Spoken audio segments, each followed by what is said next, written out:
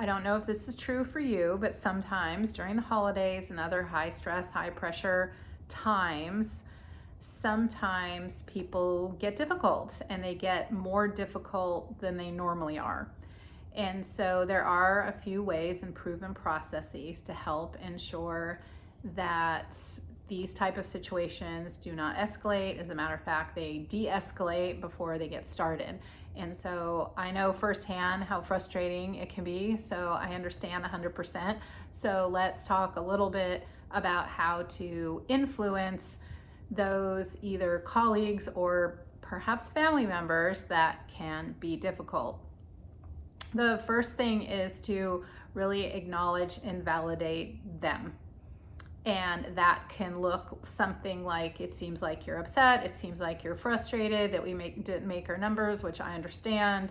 It sounds like, talking about politics makes you very anxious or angry or something like that. It seems like it sounds, that type of thing. And so if you can acknowledge and validate, it's not just saying it, it's saying also, I understand, or it's not agreeing. It's not saying I agree with you. It's saying that I hear you and I understand why you might feel that way without agreeing with them. So acknowledge and validate.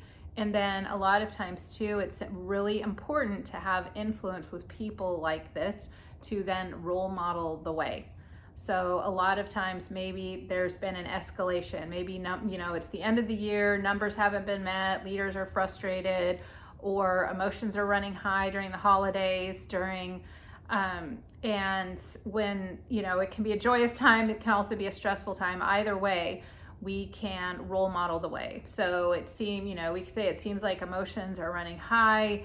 A lot of times when this happens, I take a walk around the block. And maybe go do it. Just say, excuse me, I'm just gonna take a minute.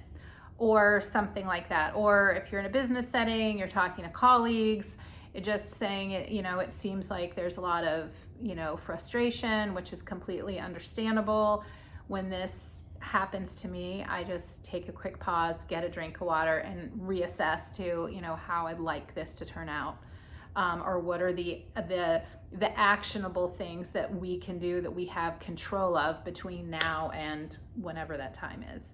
So the bottom line is to acknowledge and validate the other, and then lead and then also show them the way, or kind of lead by example.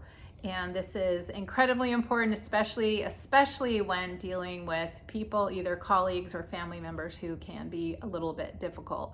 So I am cheering you on. I hope that you do not have many of these conversations, but sometimes they're inevitable. If I can support you or your team in any way to de-escalate these conversations or avoid them altogether, please do reach out to me, and I look forward to seeing you next time.